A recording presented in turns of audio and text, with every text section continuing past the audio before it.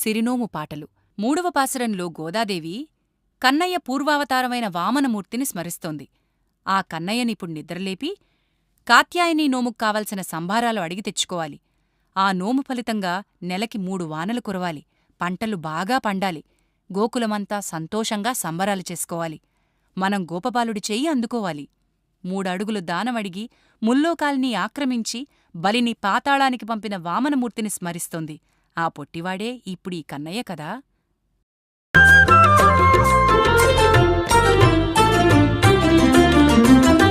పొట్టివాడైనా చాలా గట్టివాడమ్మా,